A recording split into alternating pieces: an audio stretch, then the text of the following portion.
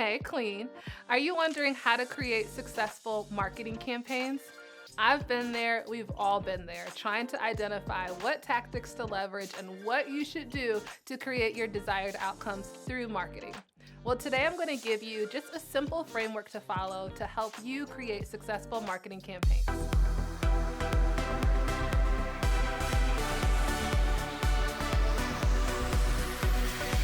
First and foremost, when we think about a successful marketing campaign, let's define success. I think this is one of the greatest missed opportunities. Very often my clients will come to me and they will come with a tactic and then they'll ask me, Liz, how can I leverage this tactic to create my desired outcome? And I'm always telling them, you're coming to me at the wrong step of the process, right? So you don't want to identify a tactic and then try to figure out how to make that tactic fit in a box to create your outcome. You first want to define the outcome. Let me say this another way. I'll give you an example. So I'm a sales strategist and I work with women entrepreneurs on their sales strategies. And very often a woman will come to a coaching call and she'll say, Liz, I'm doing this webinar on this date and it's going to be 45 minutes and it's about this topic. How can I sell from it? Or how can I achieve my business outcome from this webinar? And I'm like, whoa, we've put the cart before the horse. We should have first identified and defined what success looks like, and then backtrack to see what strategies or tactics will help us get to success. Because what if the webinar is not the option? Now we're forced with sticking with the webinar, if that makes sense, right? And so what you want to do when you're looking at creating successful marketing campaigns is first define what success is. What are the goals of the campaign? Is it to create sales? Is it to qualify buyers? Is it to create brand visibility? So first and foremost, define what your desired outcomes are from that campaign.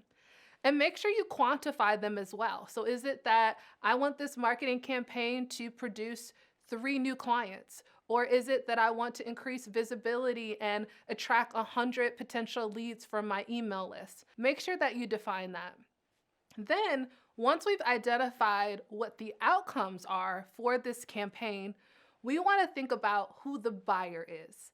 So think about who is the buyer, the lead, the prospect, whatever terminology that you use, that we are looking to attract or compel through our marketing campaign. And when we think about that buyer, let's think about what their status quo is.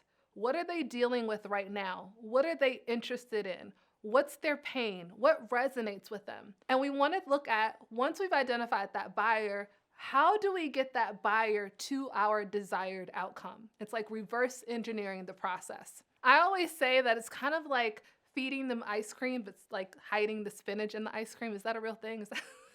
I've got 3 kids, so I have a whole bunch of mama analogies. But when you're looking at your marketing campaign and strategy, once we've identified who the buyer is that we're trying to compel, we want to think about what resonates with them. So give them what they're looking for. Make sure in your marketing campaign that you're speaking to what that potential buyer is looking for. And once you have them show up for that campaign or have them engage in that campaign, we then want to create what James Wetmore calls a domino belief.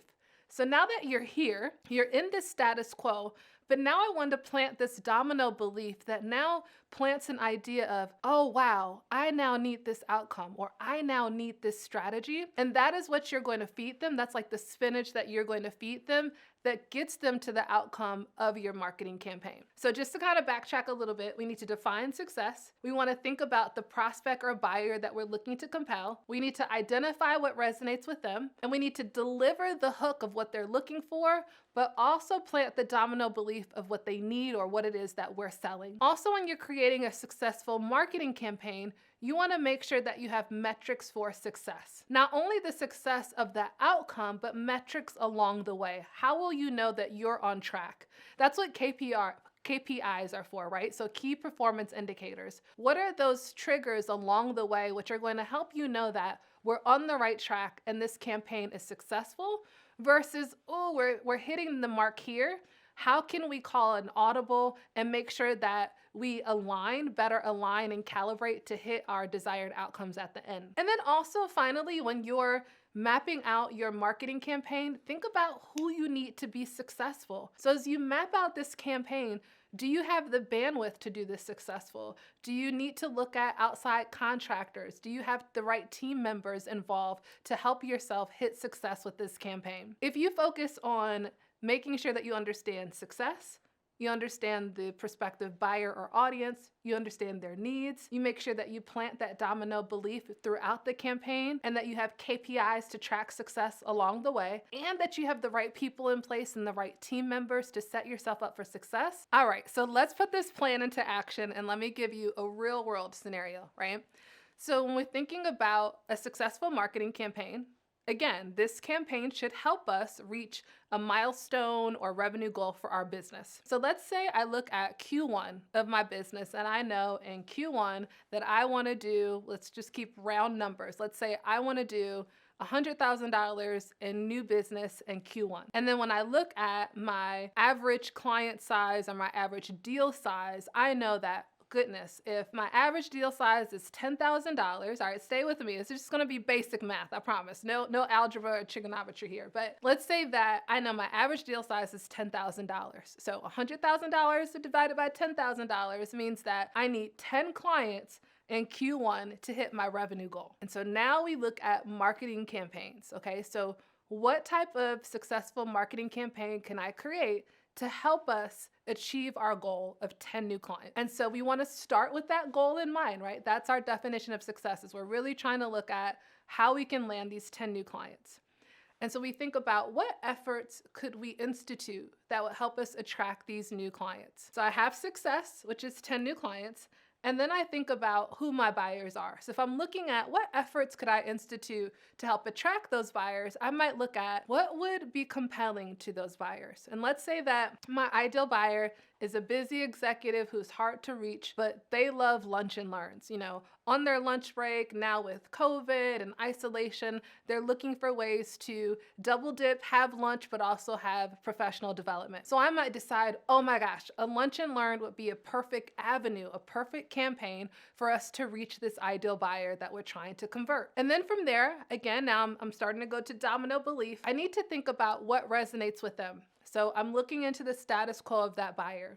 And let's say my potential buyer is looking for ways that they can be more productive. So when I'm thinking about this domino belief of what I'm selling, I might create a campaign where my lunch and learn is going to give them insights on how to be more productive in their role. And based off of what I'm selling, I'm trying to think of how can I take that subject matter and bring them through the buyer's journey and attract them to my offer, right? And then I'm thinking about KPIs along the way. So I know that I'm going to do a lunch and learn that helps them with productivity, but then I have to look at my goals. How many of these potential buyers do I need on this lunch and learn in order to get 10 buyers? How am I going to attract them? What are the avenues that I'm going to market or to talk about this lunch and learn? So then that's when we're looking at those KPIs that we were talking about earlier, which are mile markers for success to let us know we're on our way. And then as I'm thinking about, oh gosh, we're going to need to email, we're going to have to be on LinkedIn, we're going to have to do smoke signals,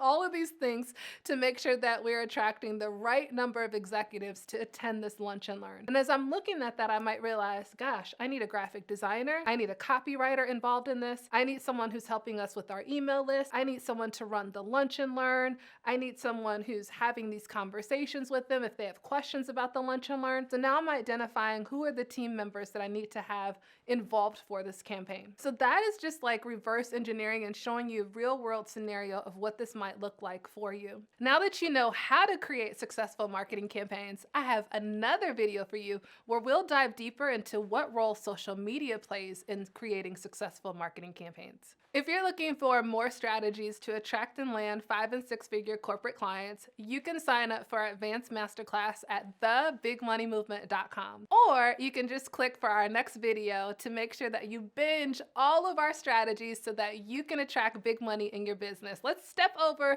those small money deals and get closer to those big money deals to grow your business. I'm LizJSimpson from the Big Money Movement, signing off. So check it out. It's right there. There it goes, there it goes, there it goes. Click on it right now. There's your cue. Social media, what role it plays in marketing. Dive in right now. What else do you have to do?